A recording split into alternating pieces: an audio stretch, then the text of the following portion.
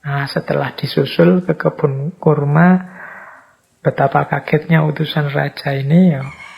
Khalifah besar yang populer, penakluk yang luar biasa, itu sedang tidur istirahat di bawah pohon kurma dengan alas daun kurma, dengan baju yang sangat sederhana.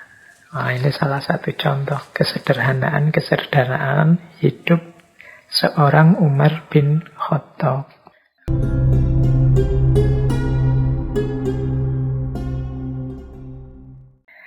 Sekarang coba kita dalami karakter-karakter beliau. Mungkin ada beberapa di antaranya yang penting kita hidupkan hari ini. Kalau dalam catatan saya, beliau ini punya 5 karakter yang luar biasa menonjol. Yang pertama tadi sudah kita singgung sebentar, yaitu beliau ini cerdas. Kemudian yang kedua, beliau ini adil.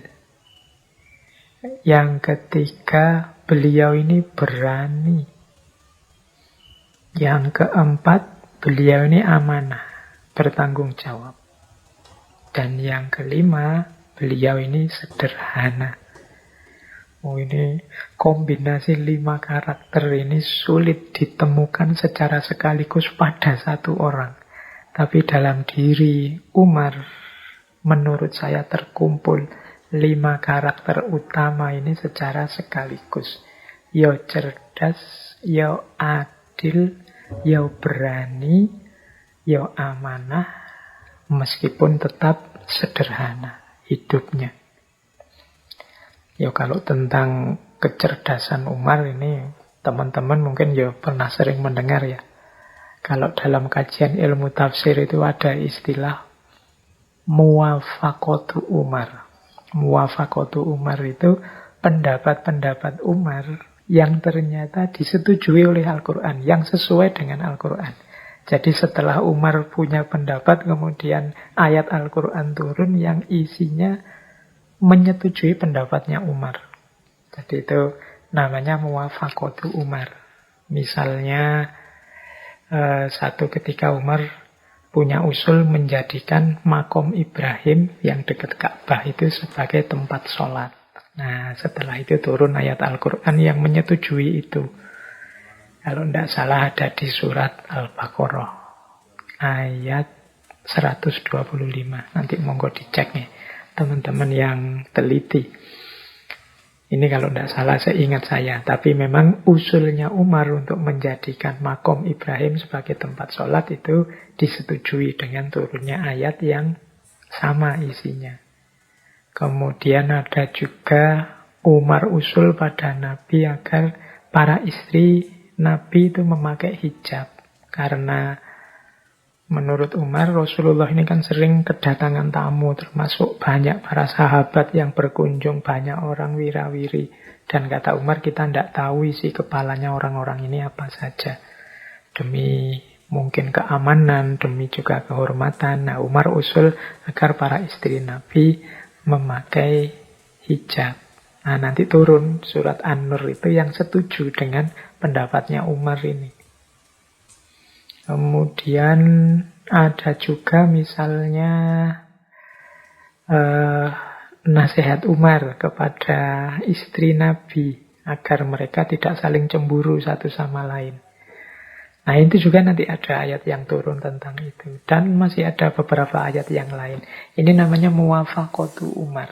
Jadi Umar yang cerdas, pendapatnya ternyata disetujui Allah dengan turunnya ayat yang mendukung pandangan Umar ini. Atau teman-teman mungkin masih ingat misalnya ijtihad Umar. Yang mungkin bisa kita lihat sampai hari ini bentuknya. Misalnya sholat tarawih 20 rakaat berjamaah di masjid. Ini menurut banyak riwayat ini diawali dari ijtihadnya Umar bin Khattab. Kemudian juga menghimpun Al-Quran dalam satu mushaf. Pada zaman Abu Bakar ini Umar yang usul pada Khalifah Abu Bakar saat itu karena banyak sahabat yang hafal Al-Quran. Ini syahid dalam pertempuran. Umar usul Al-Quran ini ditulis saja dalam satu mushaf. Ini diawali dari usulnya Umar. Atau mungkin teman-teman masih ingat ya, kemarin baru 1 Muharram. Tahun Hijriyah. Tahun Hijriyah ini ditetapkan pertama kali zaman Khalifah Umar. Diawali dari tahun hijrahnya Nabi. Kemudian belum lagi ijtihad-ijtihad bidang fikih yang lain. Wow. Ini kalau teman-teman concern dengan itu, ada banyak, ada beberapa kitab yang khusus membahas ijtihad-ijtihadnya Umar. Misalnya Umar yang menetapkan bahwa kalau ada orang menalak istrinya langsung 3, itu dianggap 3. Kalau sebelumnya, talak itu kan gini, aku ceraikan engkau, itu kan sekali. Kadang-kadang orang mungkin saking jengkelnya sama istrinya, bilangnya langsung 3 kali. Aku ceraikan engkau, sampai 3 kali. Itu kalau sebelumnya dianggap tetap 1 kali. Kalau ijtihadnya Umar dianggap 3 kali. Kalau 3 kali kan tidak bisa kembali lagi sebelum ada mukhalilnya. Mukhalil itu istrinya dinikahi oleh orang lain dulu. Nah, zaman Umar 3 ini dianggap 3. Alasannya apa? Biar orang tidak main-main dengan talak pada istri ini. Biar tidak dianggap sembrono. Nah, ini ijtihadnya Umar. Bahkan Umar juga masyhur pernah membatalkan hukuman potong tangan. Padahal potong tangan ini kan jelas kalau dalam Al-Quran. Tapi oleh Umar, ada pencuri yang batal tidak dihukum potong tangan karena ijtihadnya Umar. Karena dia melihat orang ini mencuri karena terdesak oleh ekonomi. Bukan karena niatannya sendiri untuk mengambil haknya orang lain. Tapi dia kepepet, kelaparan, dan mencari makan. Sehingga hukuman potong tangannya ditangguhkan. Kemudian apa lagi? Sebenarnya banyak ya, saya kalau pas lagi ngomong gini agak lupa-lupa. Yang saya ingat lagi misalnya ghanimah. Ghanimah itu harta rampasan perang. Sebelum Umar itu ya memang ada petunjuknya Al-Quran bahwa rampasan perang itu kalau untuk Nabi berapa, untuk yang panglima berapa, untuk pasukan berapa, dan lain sebagainya. Nah, ketika Umar datang sebagai khalifah, ini beliau melakukan ijtihad-ijtihad. Jadi harta ghanimah ini tidak kemudian begitu saja dibagi habis pada pasukan. Mungkin karena mempertimbangkan juga, ya mungkin para pasukan ini secara ekonomi sudah mapan semua. Akhirnya Umar berijtihad, ya harta rampasan itu dikembalikan lagi pada yang punya, tetapi dipotong pajak tertentu. Ini nanti yang dikenal sebagai kharaj. Dan kemudian dimasukkan pada kas negara untuk kepentingan umum. Atau kita hari ini mengenalnya sebagai Baitul Mal. Dan lain-lain. Banyak ijtihad-ijtihadnya Umar. Termasuk ijtihad-ijtihad kelembagaan. Nanti Umar ini yang membentuk Diwanul Jundi. Ini departemen militer. Diwanus Sunduk, Departemen Ekonomi, Diwanul Kharaj, Departemen Pajak, Majelis Syuro, mendirikan pos-pos militer di mana-mana, kemudian menyusun sistem peradilan dengan konstitusi peradilan tertentu. Nanti beliau ini yang menyusun prinsip-prinsip peradilan dalam Islam yang dalam satu risalah tertentu nanti dikirimkan pada Abu Musa al-Asy'ari yang nanti dikenal sebagai Dustur Umar atau konstitusinya Umar. Yaitu tadi mengilustrasikan betapa meskipun beliau ini penakluk, menaklukkan kemana-mana, khalifah yang ngurusi semua ikhwal urusannya umat Islam, tapi beliau juga tetap tidak berhenti memanfaatkan kecerdasan beliau, keseriusan beliau, mendayagunakan akal budinya. Jadi ini menurut saya salah satu karakter yang kuat dari seorang Umar. Kemudian yang kedua tadi keadilan. Wah, kalau ini saya tidak perlu menjelaskan detail. Banyak cerita-cerita tentang betapa keadilan seorang Umar. Bahkan beliau ini dalam satu riwayat pernah menghukum cambuk putranya sendiri, Abdurrahman bin Umar, karena minum minuman keras. Ada satu riwayat yang mungkin teman-teman pernah mendengar. Misalnya satu ketika gubernur Mesir, Amr bin As, yang tadi saya ceritakan menaklukkan Mesir itu, ingin membangun masjid yang besar di dekat istananya. Cuma dia ini terhalang. Tanah yang akan dibangun masjid itu masih ada satu gubuk tua miliknya orang Yahudi yang juga sudah tua. Nah, Amr bin As ini merayu-rayu mendekati orang tua Yahudi ini agar tanah itu dijual saja padanya. Akan dibeli sekian kali lipat harga biasa. Tapi orang Yahudi tua ini bersikukuh untuk saya tidak akan menjual tanah saya akan tetap tinggal di sini. Nah, dan Amr bin As ya terus-menerus melakukan pendekatan-pendekatan agar orang ini mau menjual tanahnya. Akhirnya orang tua ini dari Mesir berangkat ke Madinah untuk menemui Umar bin Khattab. Dia ingin mengadukan yang dilakukan oleh Amr bin As ini. Nah, mendengar pengaduan orang tua ini, Umar menyimpulkan ini tidak benar yang dilakukan oleh Amr bin As ini.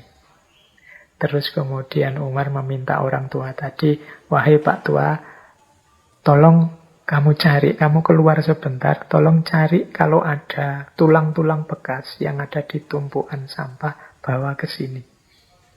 Nah, ini orang tuanya mungkin ya mikir heran, ini maksudnya apa? Ada orang mengadu kok malah disuruh mencari tulang. Tapi ya karena yang merintah khalifah, dia tetap keluar mencari tulang. Setelah dapat, diberikan pada Umar. Oleh Umar kemudian di atas tulang itu digores dengan pedangnya, digores vertikal, kemudian sekali lagi dia menggores secara horizontal, mungkin seperti gambar palang gitu ya. Setelah gores vertikal, digores secara horizontal, kemudian Umar bilang, wahai Pak Tua, kamu bawa tulang ini, kamu berikan pada Amr bin As. Nah, ya mungkin Pak Tuanya juga geleng-geleng, ini maksudnya apa? Gak harus bawa tulang diberikan pada Amr bin As. Apa melihat tulang ini Amr bin As kemudian sadar dan lain sebagainya. Mungkin dia menggerutunya begitu. Tapi ya karena yang merintah khalifah, lelaki tua Yahudi itu ya sudahlah, balik saja menemui Amr bin As. Nah, setelah sampai di hadapan Amr bin As, diberikanlah tulang itu. Begitu melihat tulang yang ada 2 goresan tadi, Amr bin As langsung pucat. Seketika itu dia memutuskan untuk tidak lagi memaksa orang tua itu membeli gubuknya, membeli rumahnya, dan ceritanya bahkan pembangunan yang sedang berjalan sebagian itu dibatalkan, digagalkan saja. Nah, orang tua Yahudi ini heran. Dia terus tanya pada Amr bin As, sebentar Tuan, kenapa sih hanya melihat tulang saja, sampean kok setakut itu? Padahal itu kan cuma tulang biasa, bahkan saya nyarinya ya di tempat-tempat sampah tadinya. Amr bin As menjawab, wahai Bapak Tua, tulang ini sebenarnya ancaman dari Khalifah Umar padaku. Mengapa memberikan tulang? Ini sebenarnya untuk mengingatkanku bahwa setinggi apapun pangkatku, kedudukan, dan kekuasaanku, pada akhirnya hidupku akan berakhir menjadi tulang belulang saja. Kemudian garis pertama yang vertikal, ini sebenarnya semacam mengingatkan padaku bahwa aku harus adil dan lurus. Jadi jangan macam-macam. Dan yang terakhir, garis palang, garis horizontal yang di tengah garis yang lurus itu, ini juga ancaman. Kalau engkau tidak lurus, kalau engkau tidak bertindak adil, jangan salahkan. Kalau kupalang tengah-tengahmu, itu ya kalau bahasa kasarnya, kalau kutebas batang lehermu. Nah, jadi ini ya cerdasnya Amr bin As, juga adilnya Umar bin Khattab. Jadi Amr bin As bisa membaca pesan rahasia dari Umar tadi, dan adilnya Umar. Meskipun itu orang tua yang Yahudi lagi, tapi kalau memang sesuatu yang tidak adil, ya disebut tidak adil dan dibela. Ini contoh yang masyhur sekali dari keadilan seorang Umar. Bahkan ada cerita juga dengan Amr bin As ini. Jadi satu ketika anaknya Amr bin As ini berlomba berpacu kuda. Jadi lomba pacuan kuda dengan penduduk setempat. Nah, selesai lomba terjadi perselisihan. Ini mungkin rebutan menang. Siapa yang harusnya menang, siapa yang harusnya kalah, ini gegeran. Terus putranya Amr bin As ini marah. Penduduk tadi dipukuli oleh Amr bin As. Karena dipukuli oleh anaknya gubernur, dia tidak berani ngelawan. Tapi kemudian orang ini mengadu pada Umar. Nah, oleh Umar dipanggil putranya Amr bin As dan orang ini. Kemudian oleh Umar disuruh mukul balik. Kamu tadi dipukul berapa kali, balaslah. Kemudian dia bilang pada putranya Amr bin As, ini kalimatnya juga terkenal, sejak kapan engkau memperbudak manusia? Padahal mereka dilahirkan oleh ibu-ibu mereka dalam keadaan bebas, merdeka. Jadi jangan mentang-mentang karena engkau anaknya gubernur kemudian sewenang-wenang memukuli penduduk atau rakyat biasa. Posisimu dengan mereka sama. Sama-sama orang yang merdeka. Nah, ini contoh ya, ilustrasi-ilustrasi tentang keadilan Umar. Kemudian yang kedua, karakter beliau berani. Kalau ini tidak perlu dijelaskan lagi ya tentang keberaniannya Umar ini. Tadi sudah sedikit kita singgung bagaimana beliau ini Al-Faruq. Kalau sudah yakin benar, dia akan mati-matian berani menjalankannya. Suatu ketika bahkan beliau ini protes pada Rasulullah, karena kok ini dakwahnya sembunyi-sembunyi terus. Kapan dakwah terang-terangan biar Islam ini segera tersebar? Makanya terus beliau tanya pada Rasulullah, wahai Rasulullah, bukankah hidup kita dan mati kita itu di tangan Allah? Iya, jawab Rasulullah. Kalau memang demikian, mengapa kita diam-diam saja mendakwahkan ajaran kita ini? Demi zat yang mengutusmu, saatnya sekarang kita keluar. Tidak usah khawatir. Nah, nanti dalam ceritanya kemudian Rasulullah keluar bersama dua barisan para pengikut awal dipimpin oleh Umar dan Hamzah. Karena yang di depan ini ada dua singa, Umar dan Hamzah, tidak ada orang Quraisy yang berani mengganggu mereka. Bahkan nanti ada cerita lagi tentang keberaniannya Umar ini. Kalau yang lain kan hijrah itu, waktu hijrah ke Madinah, kalau yang lain kan sembunyi-sembunyi. Khawatir ketahuan orang Quraisy karena resikonya nyawa. Tapi kalau Umar bin Khattab, dia malah ngabari semuanya. Bahwa aku mau hijrah. Bahkan ada kalimat yang terkenal sekali dari Umar, siapa yang ingin istrinya menjadi janda, anaknya menjadi yatim, maka halangilah saya untuk hijrah. Jadi dia terang-terangan bahkan memberi kabar, mungkin juga menunjukkan rutenya, nih aku mau ke Madinah. Silahkan kalau ada yang mau menghalangi. Siapa yang ingin istrinya jadi janda, ingin anaknya menjadi yatim, maka halangilah saya.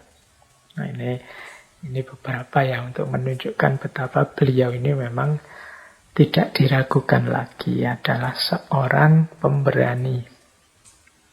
Kemudian karakter selanjutnya adalah amanah. Tadi sudah karakter cerdas, adil, berani. Amanah itu berarti dia bertanggung jawab. Tahu apa yang harus dia emban, harus dia jalankan. Baik sebagai hambanya, maupun sebagai khalifahnya, maupun sebagai Amirul Mukminin. Teman-teman mungkin masih ingat ya kisahnya Umar bin Khattab yang belusuan tiap malam melihat kondisi rakyatnya. Sampai kemudian ada kisah menemukan seorang ibu dan anak-anaknya yang sangat kekurangan. Sehingga ibu ini menipu anak-anaknya seolah-olah masak makanan padahal memasak batu. Sampai anak-anaknya capek dan tertidur. Ini Umar begitu tahu kondisi seperti ini, cepat-cepat balik, kemudian mengambil makanan, mengambil bahan makanan, dipanggul sendiri, mau diberikan ibu itu. Bahkan ingin dibantu oleh beberapa ajudannya, beliau tidak mau.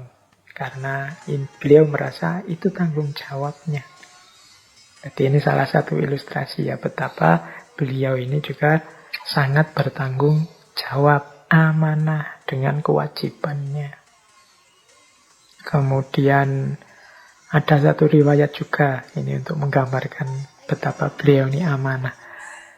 Satu ketika ada sahabat beliau namanya Muawiyah bin Hudaij. Muawiyah bin Hudaij ini satu ketika melihat Umar ini sedang duduk kelelahan, setengah mengantuk. Ditanya oleh Muawiyah bin Hudaij, "Wahai Amirul Mukminin, sampean kok mengantuk? Apa ndak tidur tadi malam?" Umar terus menjawab, "Jika aku tidur di siang hari, aku menyia-nyiakan amanah rakyatku. Kemudian jika aku tidur di malam hari, aku menyia-nyiakan kesempatanku bersama dengan Tuhanku. Bagaimana aku bisa tidur di kedua waktu ini, wahai Muawiyah?" Nah ini kisah ini ya paling tidak menggambarkan betapa memang beliau serius dan amanah dalam mengemban tanggung jawabnya. Baik tanggung jawab pribadi sebagai hambanya maupun sebagai Amirul Mukminin yang bertanggung jawab terhadap semua rakyatnya. Dan yang terakhir, ya kalau ini banyak diceritakan bahwa beliau ini sederhana. Pakaian beliau sangat sederhana, seperti masyarakat pada umumnya yang dipimpinnya. Bahkan kadang-kadang ada riwayat beliau ini sesekali menggunakan baju yang bertambal, jadi tambalan. Ada juga riwayat yang bilang satu ketika umat Islam membuat seragam, mungkin pasukan yang dibikinkan seragam yang sama. Itu ya Umar mengambil juga jatahnya satu baju sebagaimana pasukan yang lain. Jadi tidak menggunakan kostum yang berbeda, mentang-mentang Amirul Mukminin posisinya tertinggi terus bajunya paling mewah, tidak begitu. Seragamnya ya sama saja dengan pasukan yang lain. Bahkan dalam cerita itu kain yang diambil untuk bahan bajunya beliau itu kurang lebar. Karena beliau kan dikenal tinggi, besar, gagah. Itu ya beliau tidak ngambil dua, tapi mengambil sisa seragam, sisa kain yang dipakai oleh putra beliau. Nah ini gambaran betapa sederhananya beliau. Kalau teman-teman membaca Penaklukan Yerusalem, Itu kan di situ diceritakan bahwa Uskup Agung Yerusalem saat itu yang namanya adalah Sophronius. Jadi dia ini mau menyerahkan kekuasaan Yerusalem pada umat Islam kalau yang langsung menemuinya adalah Khalifah Umar.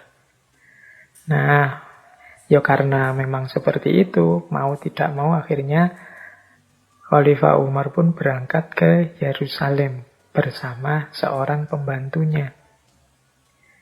Nah, ya karena perjalanan jauh, Umar dan pembantunya ini gantian mengendarai satu unta. Kebetulan menjelang masuk Yerusalem, jatahnya pembantu beliau ini yang di atas unta dan Umar yang di bawah nuntun unta. Wah, ini begitu masuk kota, semua orang gempar melihat Umar yang jalan kaki nuntun unta, sementara di atas unta adalah pembantunya. Jadi ini semakin membuat orang simpati kepada beliau karena kesederhanaannya. Bahkan ada cerita satu ketika ada utusan Raja Persia yang ingin bertemu Umar dan ingin melihat gaya hidup tokoh besar ini. Tetapi sesampainya di Madinah, dan dia tanya pada orang-orang di situ di mana rumahnya Khalifah Umar, rumahnya Amirul Mukminin. Akhirnya diantarkan oleh beberapa orang di sana, ditunjukkan itulah rumah beliau. Ini utusan dari Raja Persia ini tidak percaya. Saya minta ditunjukkan istananya di mana. Ya orang yang menunjukkan bilang, ya itu tiap hari beliau ada di situ. Tempat tinggal beliau ya di situ. Kemudian utusan Raja Persia ini ingin bertemu langsung dengan Umar. Tapi ketika masuk ke rumah beliau, Umar sedang tidak ada di dalam. Kemudian dicari, ternyata Umar sedang ada di belakang. Sedang ada di sebuah kebun kurma yang tidak jauh dari rumah beliau.